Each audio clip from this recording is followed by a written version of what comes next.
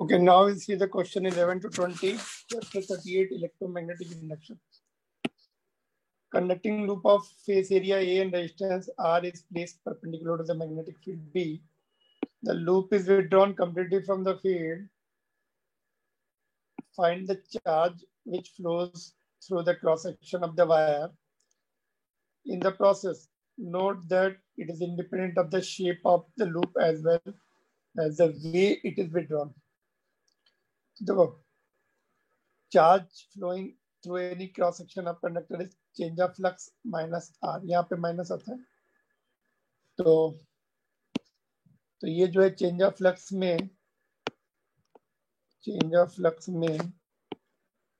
-5 to -5 है, minus बाहर है तो माइनस ये 0 हो जाएगा, minus BA by R, that's equal to BA by R. ये एक्सटेंडेड रिलेशन है change of flux charge crossing through any cross section due to change of flux. तो it is BA by R. Withdraw कर लिया ना पूरा, उसको withdrawn है इसलिए 5 to 0. नेक्स्ट क्वेश्चन देखो. Long solenoid is given, radius, number of turns per centimeter, current, everything is given. Coil of radius 1 centimeter having turns this much, resistance this much is placed inside the solenoid coaxially. ये देखो ये छोटा coil है, दोनों का axis same है. Coil is connected to the galvanometer.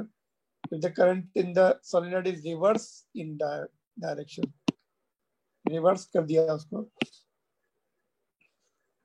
Find the charge flown through the galvanometer. Again same formula, change of flux upon R mod में.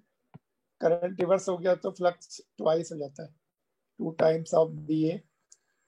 B जो है सोलेनॉइड की फील्ड लिखी, A लूप का एरिया लिखा, सभी वैल्यूज में SI यूनिट में कन्वर्ट करके पुट कर देंगे. तो यहाँ पे सेंटीमीटर है ना, तो 10⁻⁻2 ऊपर आ जाएगा, प्लस हो जाएगा ये ऊपर जाकर, तो इतना चार्ज आएगा.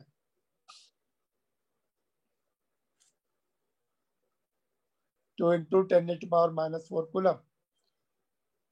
Now this is the question. Metallic square frame है, साइड A के वर्टिकल प्लेन में है, uniform magnetic field is perpendicular to plane. Two boys push them in opposite direction, deform it into the rhombus. They start pulling at T is equal to 0, displaces the corners with the uniform speed U. Find the new CMF in the frame at the instant when the angle at these corners is reduces to 60. पहले 90 था, अभी 60 हो गया. Find the induced current in the frame at that instant and find the total charge flows through the side of the frame by the time the square is deformed to the straight line. Finally flat हो गया पूरा straight line में, flux 0 हो जाएगा last में. जब total angle 60 degree है, half angle 30 होगा. ये साइड A है तो ये A/2 होगी, नीचे वाली भी A/2 होगी. ये प्रोजेक्टेड लेंथ जो है इतनी हो जाएगी, A/2 plus A/2, that is called effective length A हो गई. Induce EMF is BLV. V इधर से चेंज हो रहा है, V इधर से चेंज हो रहा है, तो ट्वाइस V से उसका फ्लक्स चेंज हो रहा है, इसलिए 2V. वैल्यूज पुट कर देंगे इसमें. ओके, ये ऐसे रहेगा, करंट जो है रजिस्टर से डिवाइड हो जाएगा और charge is change of flux. Final flux 0 हो गया, फ्लैट हो गए, ये दोनों टच हो गए यहाँ पे आके. इनिशियली स्क्वायर था, area will be A square. ये आंसर होगा. प्रोजेक्टेड लेंथ ली जाएगी इसमें, अदरवाइज इट इज सिंपल. 14 में क्या दिया, मैग्नेट ऐसे नीचे गिर रहा है और इनिशियल फ्लक्स इतना लिंक हो रहा था कॉइल से, बाद में इतना हाफ टाइम इंटरवल में, हाफ सेकंड में एवरेज इंड्यूस ईएमएफ निकालना है. Change of flux upon time ये आ गया 1 वोल्ट आ रहा. और करंट क्लॉकवाइज होगा या एंटी क्लॉकवाइज होगा, मैग्नेट की साइड से देखने से. नॉर्थ है, ये भी नॉर्थ बनेगा, anti-clockwise. ACW is anti-clockwise.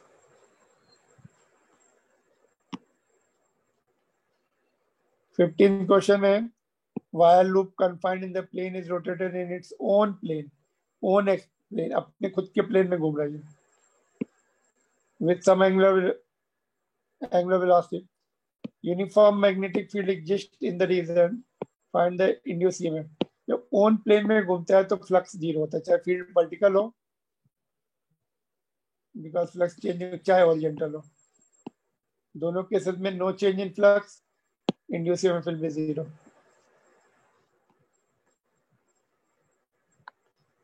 Now, it shows the square of 5 centimeter being moved towards the right at the constant speed of 1 centimeter per second, and front is enters 20 centimeter wide magnetic field, 20 centimeter है, at t is equal to 0. यहाँ पे find the EMF induced in the loop at t is equal to 2 second. 2 second में partially inside होगा तो BLV वाला formula लगेगा, put कर देंगे वैल्यूज, BLV तीनों दिया है, 3 into 10 power minus 4 होगा. 10 सेकेंड में पूरा इनसाइड हो जाएगा, completely inside, no change of flux, therefore induced EMF will be 0. फिर 22 सेकेंड में वो पार्शियली बाहर होगा, है ना. 22 सेकेंड में 2 सेंटीमीटर बाहर होगा, 3 सेंटीमीटर अंदर होगा पार्शियल. वैसे BLV लग जाएगा इसमें, सेम आंसर आएगा. और 30 सेकेंड में पूरा बाहर है,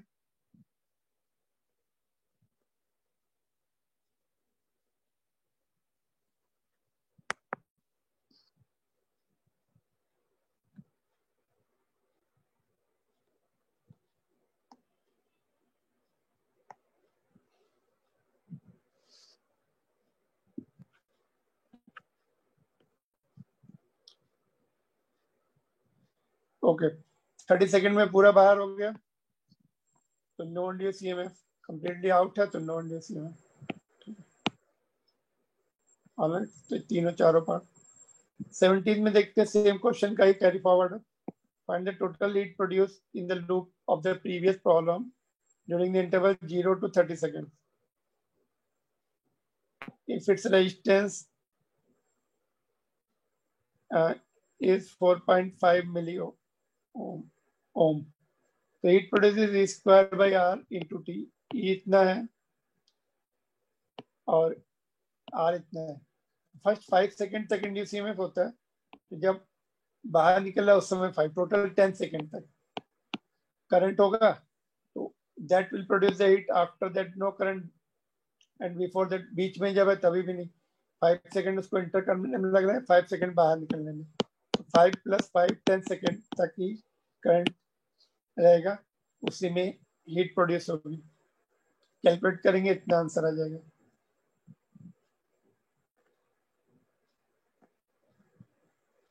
एटीन्थ में uniform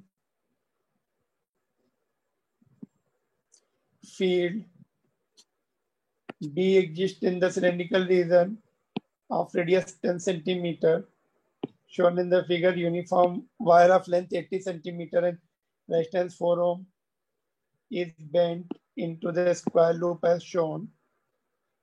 If the magnetic field increases at the rate of this much, find the current induced. d phi by dt, phi is equal to BA. A कितना लेंगे, इतने में ही बस फील्ड है, पाई आर स्क्वायर.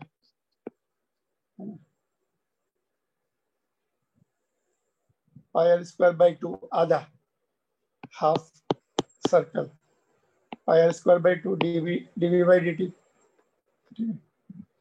तो ये induce EMF, इससे फिर करंट आ जाएगा. टोटल रेजिस्टेंस, करंट तो पूरा इसमें लूप में घूमेगा, इसका टोटल रेजिस्टेंस लिया जाएगा, 4 ओम इज गिवन. करंट आ जाएगा इतना.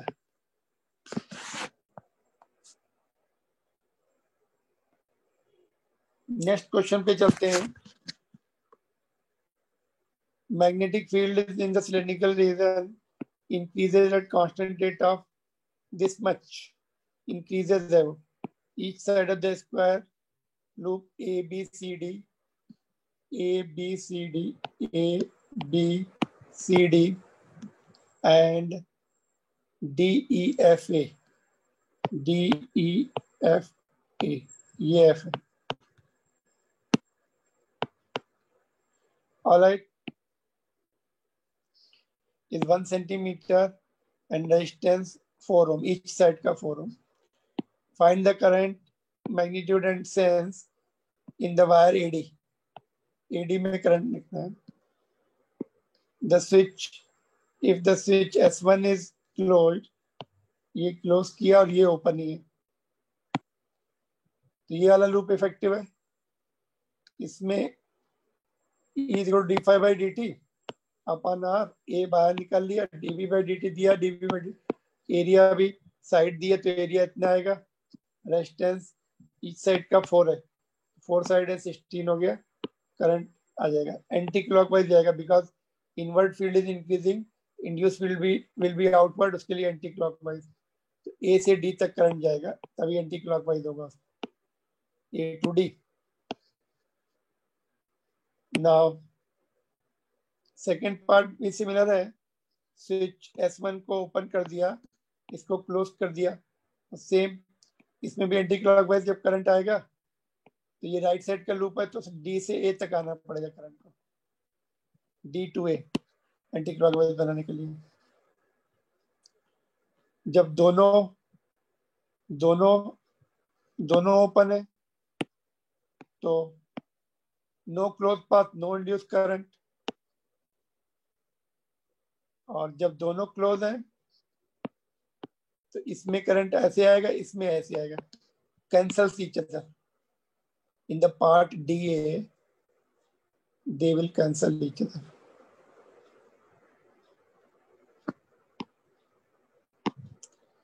क्वेश्चन नंबर 20 देखेंगे।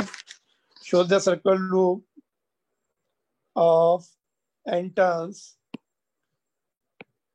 and radius A connected to the battery of EMF, battery of EMF E through the rheostat. Rheostat has the total length L, ये total length L है यहाँ तक,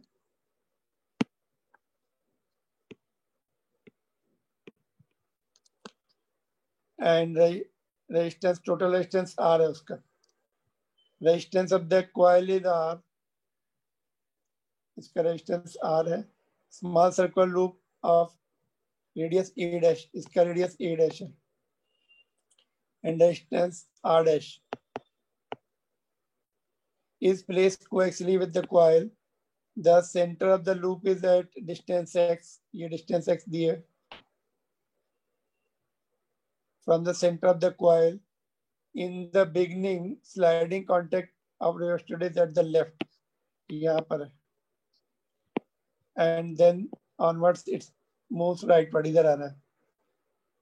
At constant velocity, constant speed v, find the EMF induced in the small circle loop इसमें। At instant the contact begins to slide and it has slid through the half of the length. Initially यहाँ पर half of the length में, तो I is equal to E by R, E is equal to d5 by dt। तो पहले सबसे पहले area लिखेंगे, area of the small loop, इसका एरिया नहीं, सबसे छोटे वाले का डैश हो गया।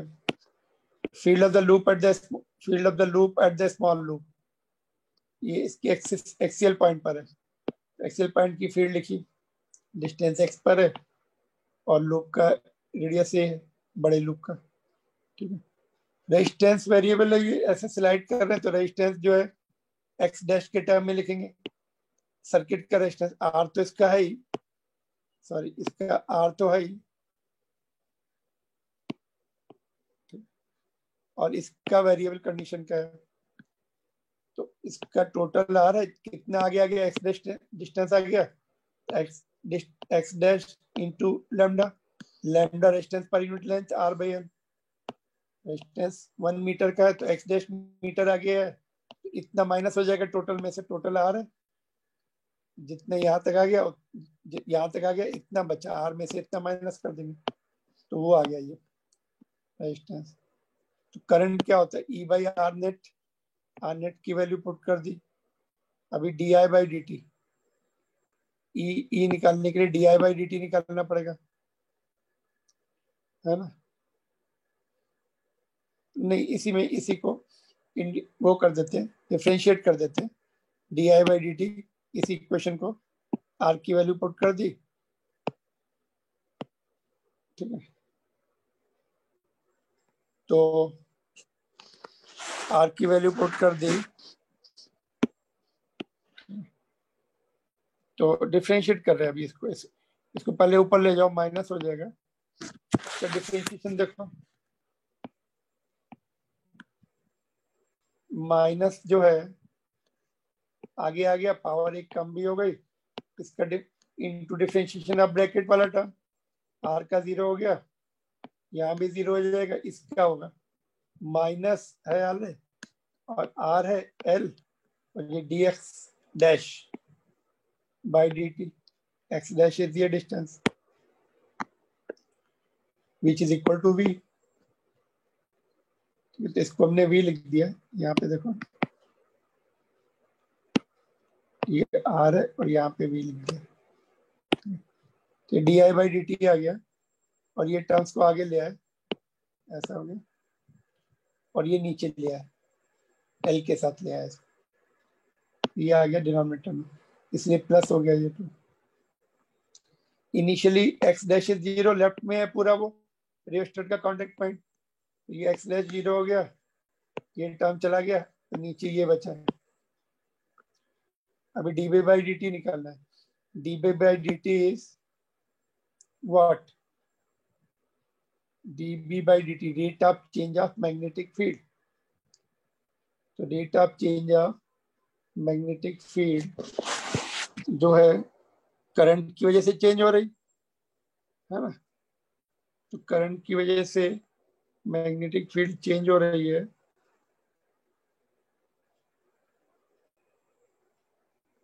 ये देखो, इसको डिफरेंशिएट कर दो, ठीक है।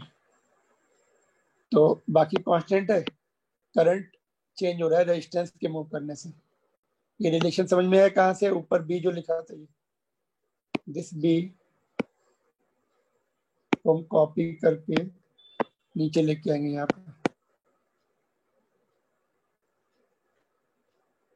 यहाँ पे लिखेंगे सिंस,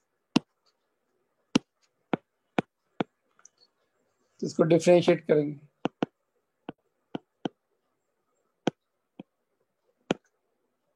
डिफरेंशिएट कर दिया, ये कांस्टेंट आ गया, इसको डिफरेंशिएशन ऑलरेडी किया हुआ है, ये वाला इनिशियल वाला पहले निकालना, ये बस वैल्यू पुट कर देंगे यार, डिफरेंशिएट किया है, तो D B by D T, तो ई क्या होता है, E is equal to D B by A into D B by D T, तो ए तो एरिया उसका, एरिया हमने कहाँ पे लिखा है, N pi N A dash square, ये एरिया है,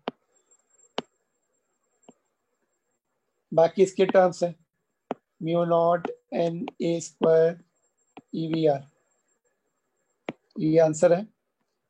और एक्स डैश जब एल बाई टू है, यहाँ पर देखो एल बाई टू पुट कर देंगे, तो एल एल कैंसिल हो जाएगा, 1/2 आ जाएगा, तो देखो 1/2 आ गया यहाँ पर, तो D I by D T ये मिलेगा, अभी ये 1/2, 1 माइनस 1/2, 1/2 हो जाएगा, r/2 हो जाएगा ये, बस फिर से वही एरिया जो है इसका छोटे लूप का पाए, ये हो गया, बाकी D Y by D T यहाँ से, ये D I by D T है, तो फिर से ये logic D I by D T, और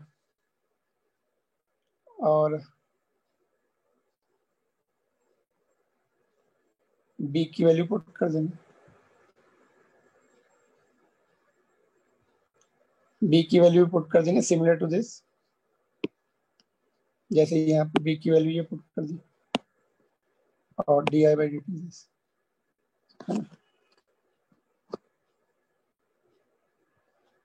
तो ये आंसर आएगा। इसी के लाइन पे आ जाएगा पूरा, ऐसे लिख दो, डोंट टेक मच टेंशन। यहाँ पर ये सारे टर्म्स तो सेम आ गए, उन्हें नीचे जो था यहाँ पर आर की जगह r/2, बाकी सब सेम। यहाँ पे उन्होंने लिखा भी है, देखो नीचे उन्होंने r डैश के टर्म में लिख दिया जनरल आंसर, ये r डैश लिख दिया, r dash is r for first part और r dash is r/2 for second part. देखो सेकंड पार्ट के लिए r/2, फर्स्ट पार्ट के लिए r। और यहाँ पे थोड़ा सा मैं स्ट्रीमलाइन कर दूं, di/dt आ गया, therefore dv/dt is b into di/dt, और b की वैल्यू ये है, देखो mu naught n a square upon 2a, और di/dt की एक साथ वैल्यू पूरी पुट कर दी हमने, a की भी b की भी di/dt की। b की यहाँ से a कितना है, a को अलग से लिख दूं यहाँ पर, a will be n pi a, दोनों के लिए a ऊपर देखो, यहाँ पे देखो a is n pi a dash square। That's all. Just you can see this.